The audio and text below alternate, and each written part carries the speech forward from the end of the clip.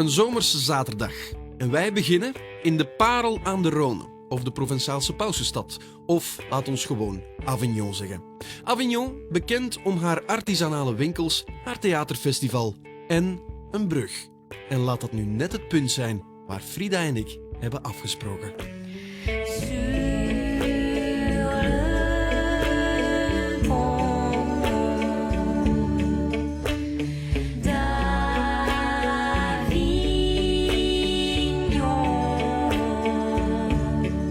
Geef toe dat het niet slecht is om te beginnen hier, met zo'n uitzicht. Hè? Sur le pont d'Avignon. Ja, maar veel mensen zeggen sur le pont d'Avignon, terwijl het eigenlijk sous le pont d'Avignon moest zijn. En dat verhaal gaat als volgt. Onder een van deze bogen hier was er namelijk een oord des verderfs. Er zaten prostituees. En de handelieden die hier dan voorbij moesten komen, die werden dan zo'n beetje begeleid door die prostituees van den die. En met als gevolg dat die handelslieden meestal hun geldbuidel kwijt waren achteraf. Maar dus er werd niet gedanst sur le pont, maar sous le pont. Ja. Wij vertrekken ook van hier voor onze tocht door de Provence. Ik doe de kustlijn, jij doet het binnenland. Ik ga met de auto, jij gaat met de motor. Wat je nog niet weet is, ik slaap in ordentelijke hotels en jij slaapt in boomhutten en tenten. Ja, het is een beetje Spartaanser bij mij, dat is waar. Maar die motto dat maakt veel goed voor mij. Hè. We doen dus Avignon, Menton. En waarom vertrekken we dan hier naar Menton? Wel, we gaan die kant uit, omdat die kant uitgaan moeilijk zou zijn. Ja, Frida-logica heet zoiets. Oké, en wijlen weg. Door het Frankrijk waar wij Belgen allemaal zo van houden. Met landschappen die net zo sterk van elkaar verschillen als Roquefort van Brie verschilt. C'est parti. C'est un beau roman, c'est une belle histoire. C'est une romance d'aujourd'hui. Il rentrait chez lui là-haut vers le brouillard. Elle descendait dans le midi. Ils se sont trouvés au bord du chemin. Sur l'autoroute des vacances, c'était sans doute un jour de chance. Ils avaient le ciel à portée de main, un cadeau de la Providence. Alors pourquoi penser au lendemain? Achter mij, een van de grootste toeristische trekpleisters van Frankrijk. En voor mij is dit de poort naar de Provence. De poort naar verlichting. Le Palais des Papes. Een tijd terug besloot Paus Clemens met zijn gevolg te verkassen van Vaticaanstad naar Avignon. En waar kon hij toen een fraaier optrekje neerpoten dan hier op een uitstekende rots boven de Rhône? Het mocht wat kosten.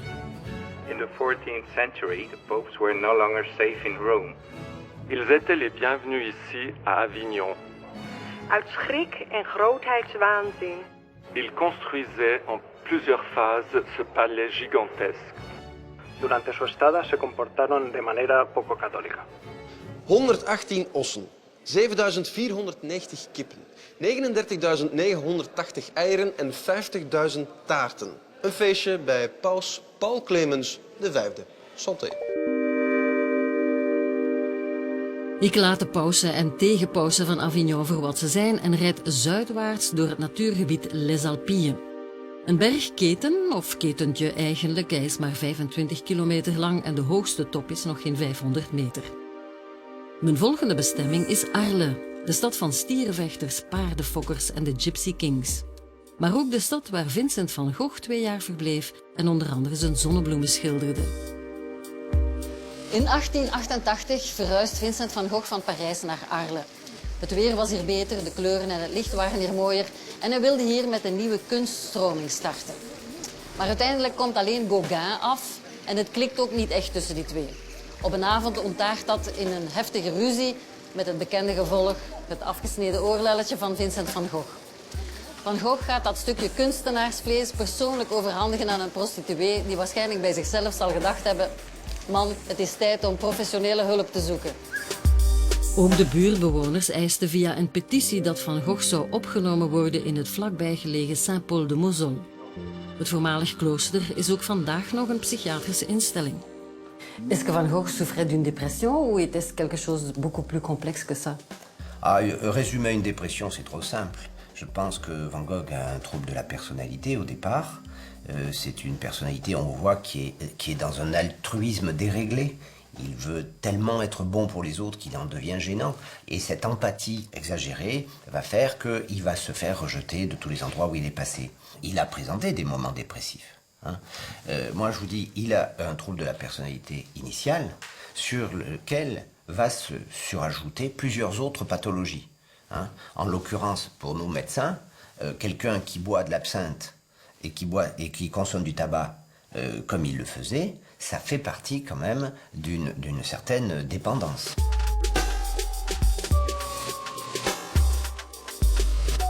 Ensuite, il y a l'épilepsie temporale. C'est-à-dire que quand on se dénutrit comme il était à Arles, la crise d'épilepsie se déclenche plus facilement et là, il va présenter des crises. Et pourquoi il se dénutrissait? Pourquoi il a des moments difficiles? Parce qu'on s'aperçoit que sa vie est marquée par des oscillations de l'humeur. C'est-à-dire que par moments, il est productif, avec des couleurs. Et par moments, on va le retrouver très inhibé, particulièrement en retrait, triste, dans ses tableaux et dans ses écrits. Est-ce qu'on peut voir la chambre? Ah oui, je pense qu'il est intéressant de faire le parcours, c'est-à-dire de prendre cette allée que Van Gogh a dû prendre combien de fois? Puisque dans un premier temps, il avait l'autorisation certes d'être dans le parc, mais dans un deuxième temps, il a été accompagné par un infirmier, et ensuite il a eu l'autorisation médicale de se promener à 1 heure de marche de l'établissement. Il est allé une fois à Saint-Rémy, il a peint les paveurs, ça ne lui a pas plu. Principalement, il est allé peindre les oliviers et les alpilles. In de instelling hier heeft Vincent van Gogh honderden doeken geschilderd, maar voor de originele moeten we in de musea zijn van Amsterdam of New York. Wat hier wel is dit. Dat zijn reproducties van taferelen die hij geschilderd heeft. Dat zijn bordjes die ook geplaatst zijn op de plaats waar hij ze geschilderd heeft. Het zijn er 19 in totaal. En het is een wandeling van hier naar Saint-Rémy-de-Provence. 1,5 kilometer, dat is te doen. Dat denk ik ook. Ik en mijn zotte machine met ik weet niet hoeveel pk's verlaten Avignon. En al snel wordt me duidelijk dat dat beest van me in schril contrast staat met de schilderachtige landschappen hier. Man, het is hier mooi. Het dorpje Perney-les-Fontaines bijvoorbeeld is een klein fijn konijn dat je zo zou doodknuffelen.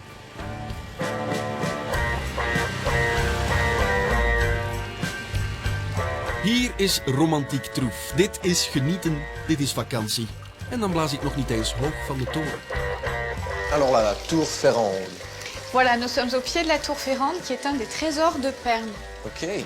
Ja, ook hier schilderijen in Perne. Geen Van Gogh, maar misschien nog iets beter.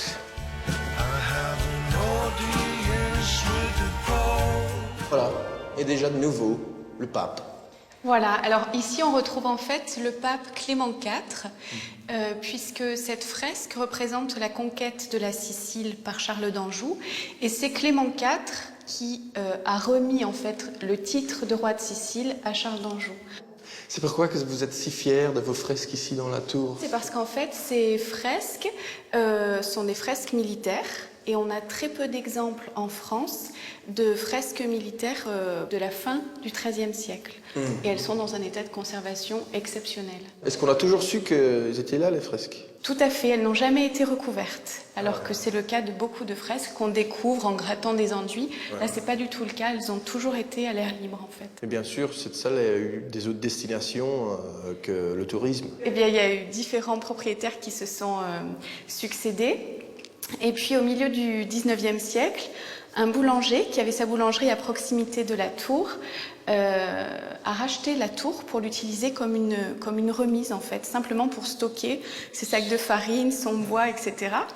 Et à l'époque, on n'avait pas encore conscience vraiment de la richesse de ces fresques.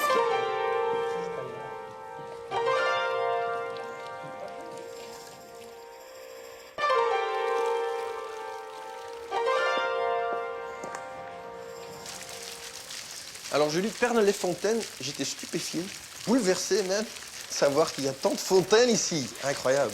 C'est vrai. Alors on a sur Perne 40 fontaines publiques. Ouais. Et avec toutes les fontaines qui se cachent dans les cours, dans les jardins des hôtels particuliers, des maisons du centre ancien, il y aurait une centaine de fontaines. Et alors ça se fait comment qu'il y a tant de fontaines ici à Perney-les-Fontaines? En fait, au XVIIIe siècle, la ville a connu des périodes de sécheresse. Et les habitants ont eu la riche idée d'embaucher un sourcier. Et ce sourcier a découvert une source très importante au nord-est de la ville. Et cette source abondante a pu alimenter tous les quartiers de la ville en eau. Het 15e-eeuws kasteel is de grote attractie in Tarascon. Maar er is ook de fictieve held uit het gelijknamige boek van Alphonse Daudet, Tartarin de Tarascon, die hier een standbeeld kreeg. En de stad is de thuisbasis van modehuis Soleado. Soleado vend des tissus et des vêtements provençaux. Et en fait, c'est une tradition qui remonte très loin. Tout à fait, ça remonte à Marseille en 1648. Ce sont des fabricants de cartes à jouer marseillais qui se sont mis à faire des copies de tissus qui arrivaient par les bateaux. Et comme ces bateaux arrivaient d'Inde à l'époque, on appelait ces tissus les indiennes. Et ils se sont mis à faire ce qu'on appelait les indiennes provençales. Finalement, eux, ils savaient imprimer des cartes à jouer au tampon de bois sur du carton. Et ils se sont dit, ben tiens, on peut le faire aussi sur du tissu, sur ce coton qui arrive des Indes. Et ça a tellement bien fonctionné que 30 ans plus tard, le roi Louis XIV l'a interdit. Il voulait protéger le lin et la soie qui étaient des productions françaises par rapport au coton, qui n'était pas une production française, qui arrivait par Marseille et qui du sud et par les Provençaux commençait à envahir le royaume. Fabriquer une indienne à l'époque de Louis XIV, ça valait la peine de mort. C'est assez impressionnant pour un simple tissu. Se livrer au commerce d'indiennes, 3 ans aux galères. Wow. Mais le roi a jugé que ce n'était pas suffisant pour empêcher ce tissu de concurrencer les productions françaises. Il faut se rappeler, le roi venait du nord et ce tissu arrivait du sud. Et donc le roi a décidé d'interdire de porter le vêtement. Alors ça, c'est vraiment unique dans les annales de la mode. Les indiennes ont été un tissu interdit. Et c'est resté pour les Provençaux un tissu très très emblématique de leur terroir et de leur identité, puisqu'ils se sont battus et le roi l'a interdit. Donc Paris l'a interdit contre Marseille. C'était quand même important.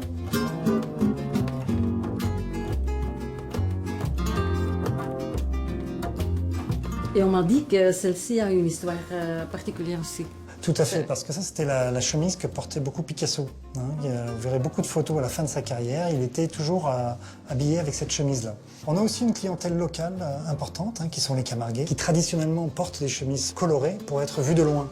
C'est-à-dire que vous pouvez très bien avoir le père qui va porter une jaune, donc on saura que papa est en jaune quand il traverse le village à cheval. Et puis vous allez avoir le fiston qui va en porter une bleue, le tonton qui va en prendre une orange, et ainsi de suite. Et comme ça, ils sont très visibles, tous, en traversant.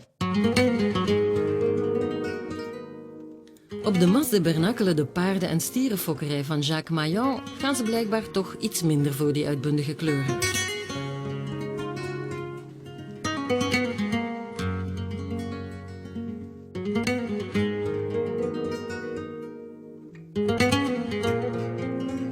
Hier worden de typische wilde stieren van de Camargue gekweekt voor de course camarguaise.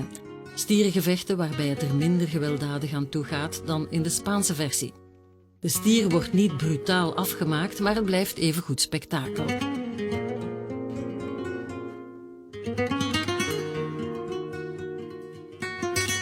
Voor de koers van deze namiddag moeten 2 sterke stieren worden afgezonderd van de kudde.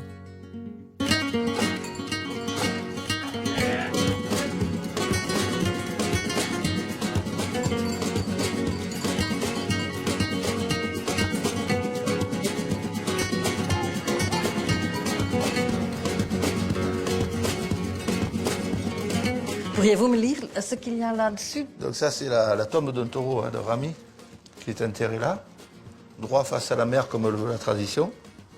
Et les gens qui ont connu Rami, de temps en temps, ils s'arrêtent et ils ont une pensée pour lui. On a écrit Ami di Bio, à qui repose di la paz camarguenco de la terre des Bernacles, Montesnescu, le masque des Farfantelo, Rami, 1963-1987, de la manade Fabre-Maillan, qui fugue d'Oscou, Biao d'Or, Biao des Provinces et de Languedoc. Voilà. Mais pour des gens qui ne sont pas d'ici, c'est quand même un peu bizarre d'avoir un monument pour un taureau. On appelle ça la fée des Biao, c'est un peu païen, c'est le culte de Mitra. Ça nous vient de très très très loin, c'est le taureau de Crète, le taureau... Et c'est quelque chose qu'on a dans le cœur, qu'on aime. On appelle ça en provençal la fée des Biao. La fée des Biao, ça veut dire la foi au taureau. La Camargue fait partie de la Provence, mais c'est une région à part. Est-ce que les gens du Camargue sont différents des autres provençaux? Ouais, ça, c'est plus vous qui allez le dire, que comment vous allez nous trouver, mais je dirais que c'est vrai que la Camargue appartient à la Provence. Mais la Camargue est particulière parce qu'elle est entre la Provence et le Languedoc. Et les gens de Camargue, même s'ils ont des origines, d'autres origines, ils se retrouvent tous dans ce pays. Et mon père disait toujours que pour les animaux, c'est le sol qui crée la race. Et pour les gens, c'est un peu pareil, c'est cette façon de vivre avec les moustiques, le mistral, dans les masses, avec la nature, parce que le plus important, dans le fond, en Camargue, c'est la protection de la nature. Et forcément, cette terre est particulière, on l'aime, il faut la mériter, il faut lui donner beaucoup et à rien attendre, mais c'est vrai qu'il y a des moments de passion, avec les taureaux par exemple, ou d'autres, où quand on voit des animaux sauvages par milliers, tout ça, c'est beau, ça donne du baume au cœur et aussi de le partager de temps en temps avec des gens comme vous. Ik doorklief het landschap, letterlijk. Op de motor zit je nu eenmaal overal middenin. Wind, geuren, kleuren. Het komt je allemaal tegemoet en zo nu en dan een vlieg of twee.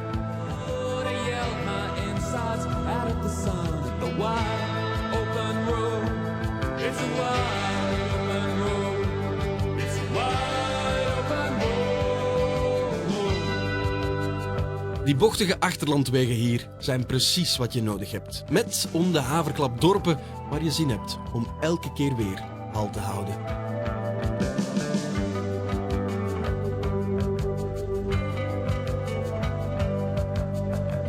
En ondertussen ga ik verder in het land van wijn, zonneschijn en ook wel van fontein. Want hier in Fontaine de Vaucluse heb ik een afspraak met een grot gevuld met water die dieper gaat dan de stem van Barry White.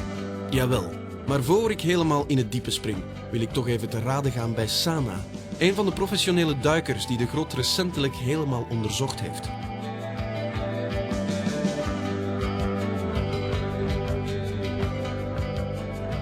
Alors voilà, le gouffre, c'est ça. C'est ça, oui. Le gouffre. Et l'histoire, c'est La quoi? fontaine de Vaucluse. Dont on a parlé tant de siècles et on a toujours cherché d'où ça vient, cette eau qui coule ici. Tout à fait.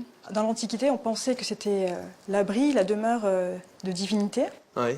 Et on venait ici faire des cultes votifs. On a même trouvé une croix byzantine là-bas. Oui, une croix byzantine qui, au XVIIe siècle, indiquait le niveau zéro de la fontaine. Mais elle était positionnée à l'extérieur du gouffre, et due aux chutes de pierre qui sont assez fréquentes ici.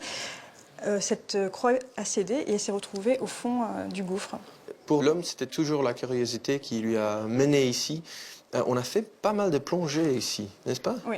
Alors, d'abord, on a toujours voulu comprendre ce phénomène géologique et le fait que parfois il y avait une eau tellement calme qu'on la compare à un petit lac tranquille. Certains même la comparent à un pipi de chat.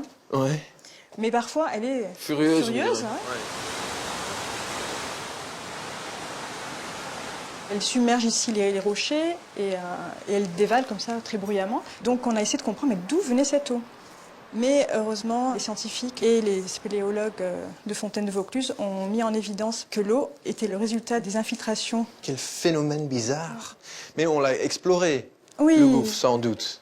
Oui, c'est ici que la plongée spéléologique est née, puisqu'en 1878, le scaphandrier Ottonelli est venu et a réalisé la première plongée afin de comprendre comment fonctionnait ce gouffre, et du moins jusqu'où on pouvait arriver dans le gouffre. Il a atteint quelle profondeur? Modestement, il est arrivé à moins 23 mètres.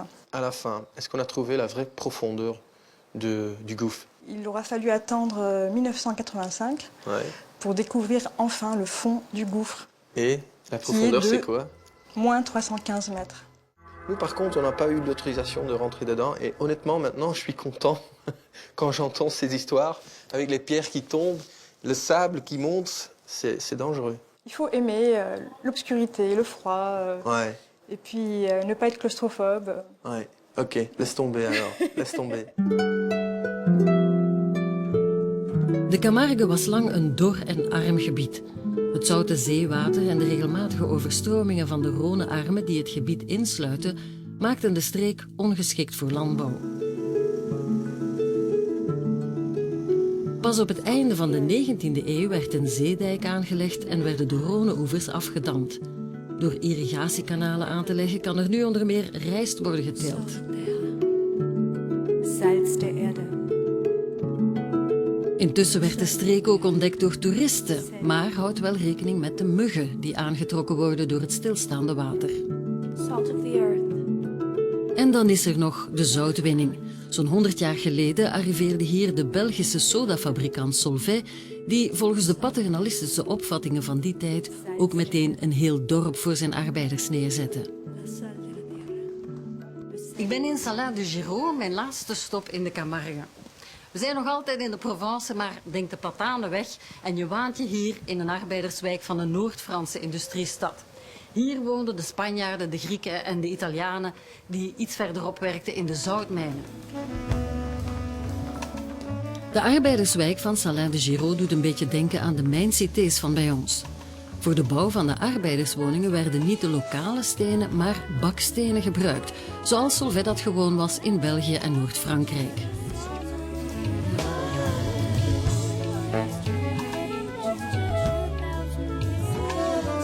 Ook de plaatselijke bioscoop en de schooltjes dateren nog uit die periode. Intussen zijn de huisjes van de Cité Solvay verkocht aan de bewoners en de kinderen en kleinkinderen van de Portugezen, Italianen en Grieken spreken Frans met het accent van de Camargue.